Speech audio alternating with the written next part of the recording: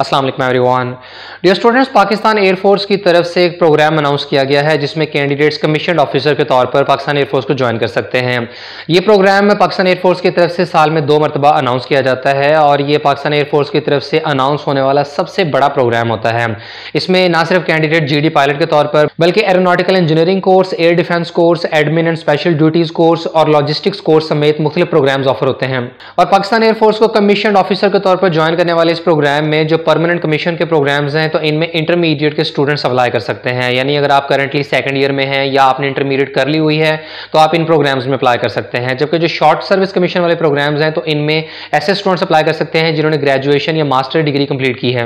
और पाकिस्तान एयरफोर्स की तरफ से ये प्रोग्राम मार्च और अगस्त के महीने में अनाउंस किया जाता है। अभी ये मार्च वाला प्रोग्राम अनाउंस हुआ है और नेक्स्ट ईयर जब ये अगस्त में होगा तो उसमें फीमेल्स के लिए भी GD पायलट कोर्स का प्रोग्राम अनाउंस होता है। यानी पिछले साल की अगर स्कीम बताएं तो 2022 में ऐसा हुआ था कि मार्च वाला जो प्रोग्राम था उसमें फीमेल्स के लिए वैकेंसीज नहीं थी, जबकि अगस्त वाले में GD पायलट के कोर्स में फीमेल्स के लिए वैकेंसीज आई थी। इसके बाद इन तमाम डिसिप्लिन्स की 1 बाय 1 डिटेल बताएं तो परमानेंट कमीशन में सबसे पहले 155 जनरल ड्यूटी पायलट का प्रोग्राम, जिसमें ऐसे कैंडिडेट्स अप्लाई कर सकते हैं जिनकी एज 16 से 22 साल के दरमियान हो और ये एज 4 नवंबर 2023 के मुताबिक कैलकुलेट करनी होगी। पाकिस्तान के सिर्फ मेल सिटीजन इसमें अप्लाई कर सकते हैं जो कि अनमैरिड हो। मिनिमम हाइट 5 फीट 4 इंचेस होनी चाहिए और विजन दोनों आंखों का 6/6 विदाउट ग्लासेस हो।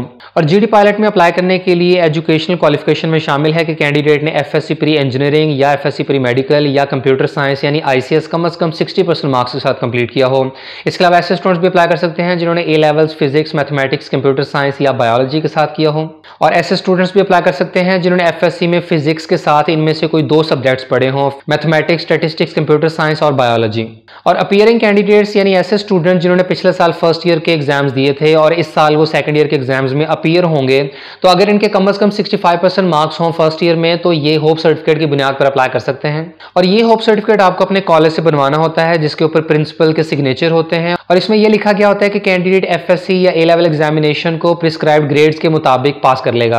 और परमानेंट कमीशन के ऐसे तमाम डिसिप्लिन जिनमें इंटरमीडिएट के स्टूडेंट्स एलिजिबल हैं तो उनमें सेकंड ईयर के स्टूडेंट्स अप्लाई कर सकेंगे। और GD पायलट में सिलेक्टेड कैंडिडेट्स का ट्रेनिंग पीरियड 4 साल का होगा, जिसके बाद इन्हें BS एविएशन मैनेजमेंट की डिग्री ऑफर की जाएगी। और GDP यानी जनरल ड्यूटी पायलट ही वो प्रोग्राम होता है जिसमें कैंडिडेट्स अगर अप्लाई करते हैं और उनकी सिलेक्शन हो जाती है तो ये पाकिस्तान एयरफोर्स को पायलट के तौर पर ज्वाइन करते हैं।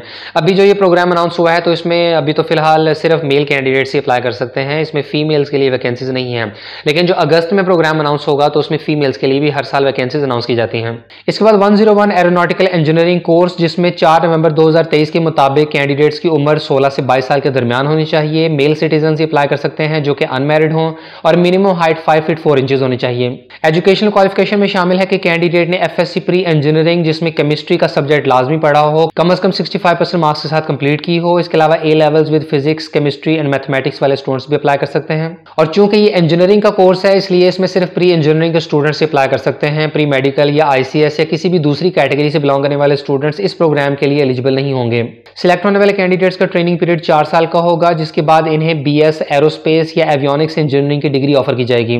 इसके बाद 111 एयर डिफेंस कोर्स, जिसमें अप्लाई करने के लिए जरूरी है कि कैंडिडेट की उम्र 16 से 22 साल के दरमियान हो। सिर्फ मेल सिटीजन ही अप्लाई कर सकते हैं जो कि अनमैरिड हों और minimum height 5 feet 4 inches. Education qualification में शामिल है कि कैंडिडेट ने चाहे तो FSC प्री इंजीनियरिंग की है या प्री मेडिकल या ICS और कम से कम 60% मार्क्स अचीव किए हों। इसके अलावा A लेवल्स के स्टूडेंट्स भी अप्लाई कर सकते हैं जिन्होंने फिजिक्स, मैथमेटिक्स, कंप्यूटर साइंस या बायोलॉजी का सब्जेक्ट पढ़ा हो। ट्रेनिंग पीरियड 4 साल का है और डिग्री BS एविएशन मैनेजमेंट की ऑफर होगी। इसके बाद 30 admin and special duties course, जिसमें एज लिमिट 16 से 22 साल, मेल सिटीजन अप्लाई कर सकते हैं, अनमैरिड और minimum height 5 feet 4 inches. FSC pre engineering, pre medical या ICS में कम से कम 60% मार्क्स वाले स्टूडेंट्स अप्लाई कर सकते हैं। इसके अलावा A लेवल के स्टूडेंट्स भी एलिजिबल हैं। ट्रेनिंग पीरियड 4 साल का होगा और कैंडिडेट्स को BS एविएशन मैनेजमेंट की डिग्री दी जाएगी। इसके बाद 13 लॉजिस्टिक्स कोर्स, जिसमें अगेन एज लिमिट सेम है, मेल कैंडिडेट्स अप्लाई कर सकते हैं, अनमैरिड हों और minimum height 5 feet 4 inches. FSC pre engineering, FSC pre medical और ICS के स्टूडेंट्स अप्लाई कर सकते हैं जिनके कम से कम 60% मार्क्स हों। ट्रेनिंग पीरियड 4 साल का होगा और स्टूडेंट्स को BS एविएशन मैनेजमेंट की डिग्री दी जाएगी। इसके बाद short service commission SSC SPSSC में एजुकेशन ब्रांच 131 CSC SPSSC, जिसमें वो कैंडिडेट्स अप्लाई कर सकते हैं जिनकी उम्र 4 नवंबर 2023 के मुताबिक 21 से 30 साल के दरमियान हो। सिर्फ मेल सिटीजन ही अप्लाई कर सकते हैं, चाहे तो मैरिड हो या unmarried. Minimum height 5 feet 4 inches. और सिलेक्ट होने वाले स्टूडेंट्स को फ्लाइंग ऑफिसर का रैंक मिलेगा। इसमें अप्लाई करने के लिए एजुकेशनल क्वालिफिकेशंस में शामिल है बीएस या एमएस मैथमेटिक्स, बीएस या MS economics, BS accounting and finance, MS MBA finance, psychology के केस में बीएस या एमएस साइकोलॉजी बिहेवियरल साइंसेज, इस्लामियात रिलीजियस ऑफिसर के लिए एमए बीएस इस्लामियात एंड दरस निज़ामी।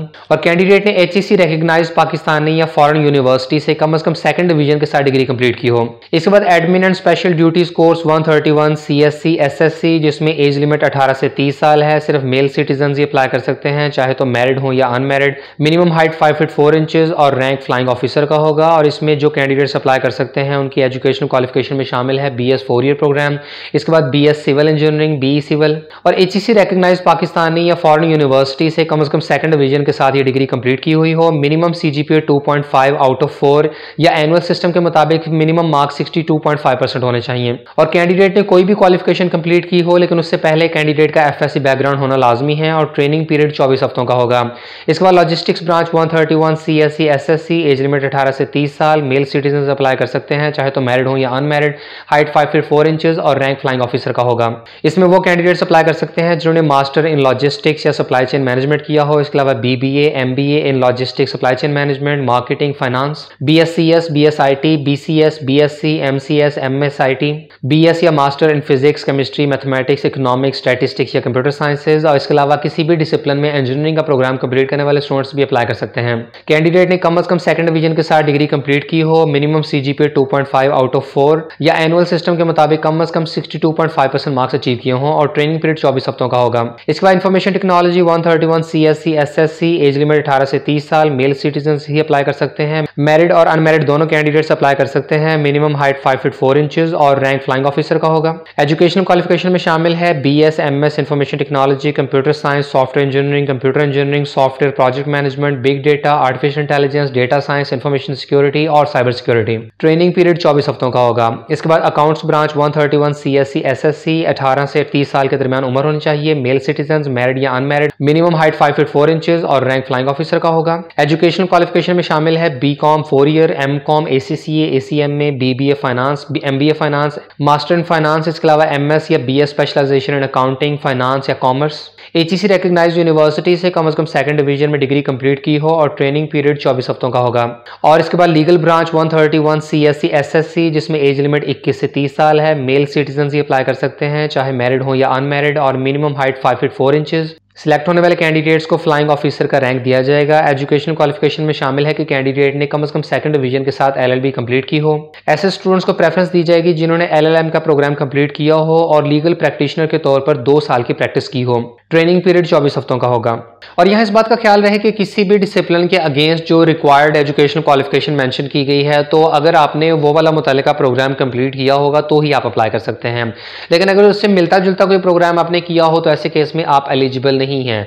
तो आप जिस भी डिसिप्लिन में अप्लाई कर रहे हो तो उसकी एलिजिबिलिटी रिक्वायरमेंट को अच्छे तरीके से आप रीड आउट कर लें और देख लें कि क्या आपने मुतल्लिका रिक्वायर्ड प्रोग्राम ही कंप्लीट किया हुआ है। अगर आपने वो वाली डिग्री कंप्लीट नहीं की तो ऐसे केस में आप अप्लाई नहीं कर सकेंगे। इसके अलावा जहां भी मिनिमम मार्क्स की रिक्वायरमेंट रखी गई है, यानी ऐसे स्टूडेंट जिन्होंने इंटरमीडिएट की बेसिस पर अप्लाई करना है तो उनके कम से कम 60% मार्क्स होने लाजमी हैं।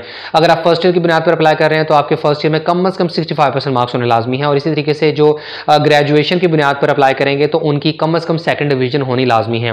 अगर आपकी इन मुतल्लिका रिक्वायर्ड परसेंटेजेस या डिवीजन से एक नंबर भी कम है तो ऐसे केस में आप अप्लाई नहीं कर सकते, आप इनएलिजिबल कंसिडर होंगे। ऐसे तमाम स्टूडेंट जो एलिजिबल हैं तो वो joinpef.gov.pk वेबसाइट से ऑनलाइन रजिस्ट्रेशन करेंगे।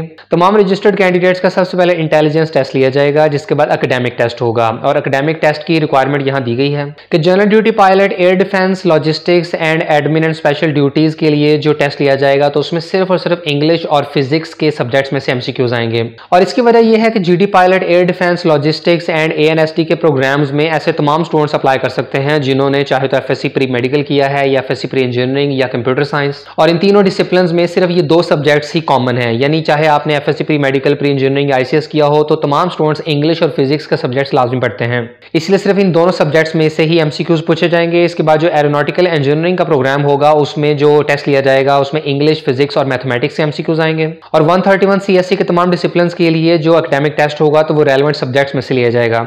इसके अलावा यहाँ ये बात भी क्लियर करते चलें कि जो पाकिस्तान एयरफोर्स का ये एकेडमिक टेस्ट होता है तो इसका कोई पर्टिकुलर सिलेबस नहीं होता, यानी आप ये एक्सपेक्ट मत कीजिएगा कि इसका कोई खास सिलेबस होता है तो वो आपने तैयार करना है, बल्कि आपने ये करना होता है कि चूंकि ये इंटरमीडिएट लेवल का टेस्ट होगा तो आपने जो भी अपने इंटरमीडिएट की लेवल के ऊपर बुक्स पढ़ी हुई हैं तो वही आपने तैयार करनी है। अगर आपने जनरल ड्यूटी पायलट, इसके अलावा एयर डिफेंस कोर्स है, लॉजिस्टिक्स है और एडमिन स्पेशल ड्यूटीज के लिए अप्लाई किया होगा तो ऐसे केस में आपने सिर्फ और सिर्फ इंटरमीडिएट की इंग्लिश और फिजिक्स की तैयारी करनी है और इसी में से ही MCQs आएंगे। जबकि अगर आप एरोनॉटिकल इंजीनियरिंग का टेस्ट देंगे तो ऐसे केस में केमिस्ट्री के अलावा जो बाकी तीनों सब्जेक्ट्स हैं, इंग्लिश, मैथमेटिक्स और फिजिक्स में से आपका टेस्ट आएगा और सिलेबस आपका इंटरमीडिएट की टेक्स्ट बुक्स होंगी। इसी तरीके से बैचलर या मास्टर डिग्री की बुनियाद पर अप्लाई करने वाले जो कैंडिडेट्स हैं तो उन्हें अपने रेलेवेंट सब्जेक्ट्स की बुनियाद पर एंट्री टेस्ट की तैयारी करनी होगी।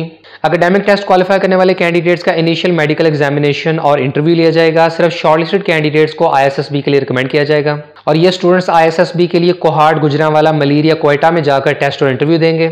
इसके बाद कैंडिडेट का final medical examination CMB Lahore में लिया जाएगा और सिर्फ GD पायलट के कैंडिडेट्स के लिए फ्लाइंग एप्टीट्यूड टेस्ट भी लिया जाएगा और सिर्फ CSE कैंडिडेट्स का एक और interview AHQ special selection board की तरफ से भी लिया जाएगा और फाइनल सिलेक्शन एयर हेडक्वार्टर्स की तरफ से मेरिट की बुनियाद पर की जाएगी। और ऐसे तमाम कैंडिडेट जो ये तमाम मराहल क्वालिफाई करने के बाद फाइनली सिलेक्ट हो जाते हैं तो उन्हें जो ऑफर्स दी जाती हैं उनमें सबसे पहले तो highly competitive salary package offer किया जाता है। इसके अलावा कैंडिडेट का और उसकी फैमिली का फ्री मेडिकल ट्रीटमेंट किया जाता है।